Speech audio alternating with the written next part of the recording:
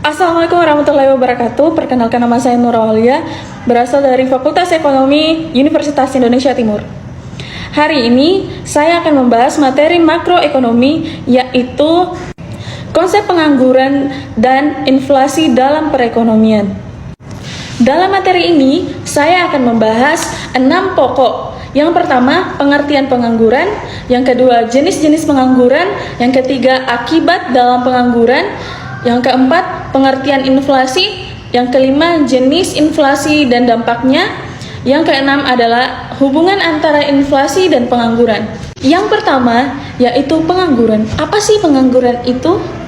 Nah, teman-teman bisa baca di atas. Pengangguran adalah orang yang menganggur, mereka tidak mempunyai pekerjaan atau sedang mencari pekerjaan. Kategori orang yang menganggur berasal dari mereka yang di usia kerjanya tapi tidak memiliki pekerjaan. Nah, usia masa kerja itu mulai dari 18 tahun atau setara dengan dari setelah tamat SMA. Yang kedua, ada jenis-jenis pengangguran. Hasil dari analisa TPT, yaitu tingkat pengangguran terbuka Agustus 2022 sebesar 5,86%, turun sebesar 0,63% poin dibandingkan dengan tahun Agustus 2021. Teman-teman bisa lihat yang pertama itu di 2022 7,07%. Terus yang selanjutnya di 2021 itu 6,49%.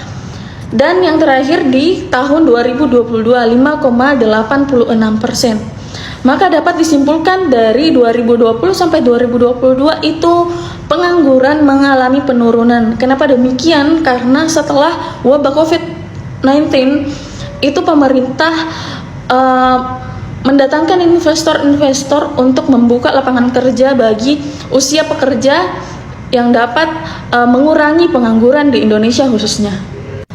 Kita juga akan membahas tentang jenis-jenis pengangguran. Apa saja yang ada di jenis-jenis pengangguran tersebut. Di sini yang pertama ada pengangguran friksional. Sifatnya itu sementara. Bisa jadi nantinya orang yang pengangguran friksional ini bisa dapat cepat untuk mendapat pekerjaan lebih baik sebagai gantinya. Pengangguran yang kedua yaitu pengangguran konjungtural, yang dimana mengikuti naik siklus turunnya sistem perekonomian. Contohnya di COVID-19 kemarin, di sana sangat banyak orang yang mendapatkan PHK, terus kemudian work from home, dan kemudian diputus kontrak kerjanya. Karena siklus ekonomi sangat-sangat di bawah rata-rata. Jadi mau nggak mau pasti perusahaan menurunkan SDM untuk bertahan hidup. Yang ketiga ada pengangguran struktural, yang dimana pengangguran yang diakibatkan oleh perubahan struktur ekonomi dan corak ekonomi dalam jangka panjang. Jadi memang benar-benar SDM tersebut diputus kerjanya. Mungkin dari segi kemampuan maupun usia, contohnya pensiun. Yang kedua ada pengangguran musiman, keadaan menganggur yang disebabkan oleh fluktuasi ekonomi jangka pendek yang menyebabkan tenaga kerja untuk menganggur. Yang selanjutnya ada pengangguran siklikas, pengangguran yang menganggur akibat imbas naik turunnya sistem perekonomian, di mana tenaga kerja lebih rendah dari penawaran kerja. Jadi misalkan penawaran kerjanya ada, tetapi orang-orang yang bisa masuk di dalam ranah tersebut itu kurang. Jadi kemampuan dari SDM atau skillnya itu tidak memenuhi standar yang mereka cari. Selanjutnya ada pengangguran teknologi, pengangguran yang disebabkan oleh perubahan tenaga manusia menjadi tenaga mesin. Contohnya di jalan tol, kemarin kita sempat melihat tol dari sistem perusahaannya menggunakan manusia, sedangkan sekarang itu sudah menggunakan card atau tidak menggunakan uang tunai, tapi memakai kartu. Jadi itu termasuk salah satu pengangguran teknologi. Yang ketiga, ada akibat pengangguran. Apa sih akibatnya pengangguran bagi Indonesia sama pemerintah? Nah, yang pertama itu penurunan pendapatan per kapita. Yang kedua, penurunan pendapat pemerintah yang berasal dari pajak. Jadi, teman-teman jika masuk di perusahaan itu wajib membayar pajak. Sedangkan ketika kalian menganggur, kalian tidak dapat membantu negara dengan tidak membayar pajak. Yang ketiga, meningkatnya biaya sosial yang dikeluarkan oleh pemerintah. Yang selanjutnya ada akibat pengangguran bagi masyarakat itu sendiri. Yang pertama, menjadi beban psikologis atau psikis. Jadi suatu waktu kalau kita kelamaan menganggur, kita akan juga merasakan yang tadinya tidak sakit bisa menjadi sakit. Contohnya sakit kepala, memikirkan kehidupan kedepannya seperti apa. Yang kedua ada dapat menghilangkan keterampilan karena tidak pernah terpakai. Jadi selama kita menganggur, kita tidak mempergunakan keterampilan kita dengan baik, sehingga nanti kita akan ada namanya lupa atau sudah tidak terbiasa dengan kemampuan yang kita miliki. Yang ketiga ada menimbulkan ketidakstabilan sosial dan politik, seperti meningkatnya tingkat kriminalitas karena seseorang yang awalnya sangat membutuhkan sesuatu seperti makanan, ketika kita menganggur, kita tidak mempunyai biaya untuk membeli suatu makanan atau barang yang kita inginkan. Nah, terjadinya tindak kriminal, yaitu pencurian. Banyak sekali terjadi hal-hal seperti itu. Jadi kita harus baik-baik menyikapi nanti ketika adanya resesi atau mungkin tingkat perekonomian di Indonesia itu turun. Yang keempat, selanjutnya kita akan membahas tentang inflasi. Apa sih pengertian inflasi itu? Kita bahas sama-sama yuk di atas.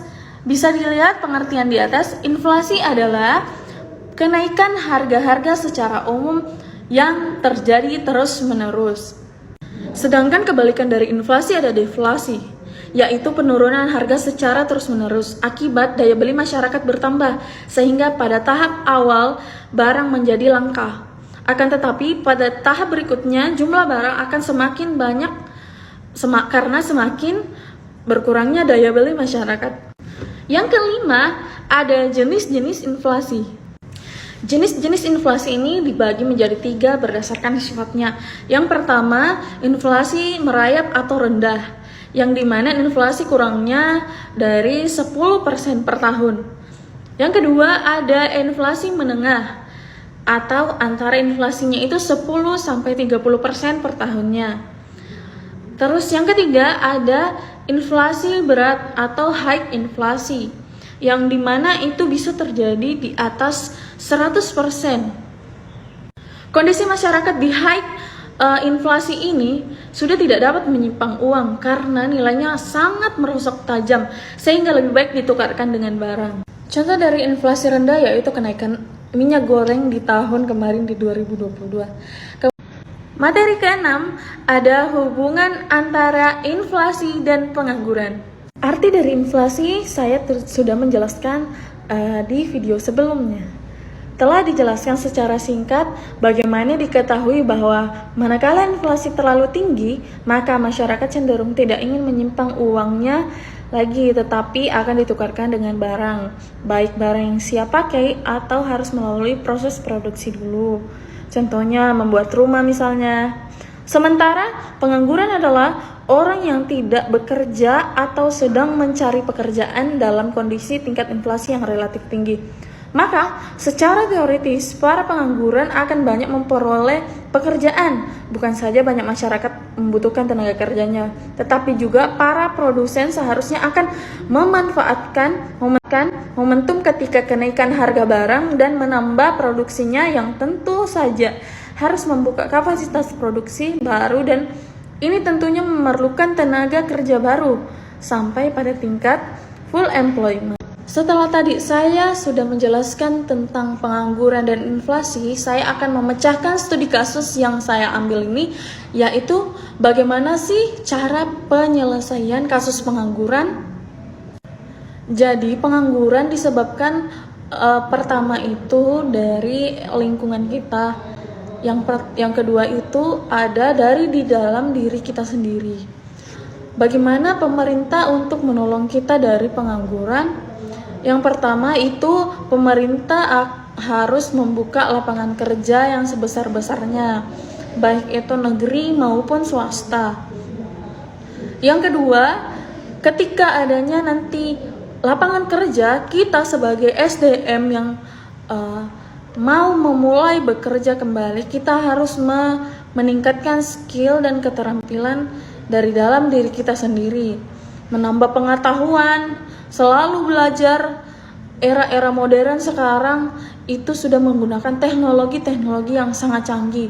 Jadi, ketika kita tidak belajar, kita akan namanya ketinggalan zaman. Itulah tadi materi yang sempat saya bawakan mengenai inflasi dan pengangguran. Sekian dari saya.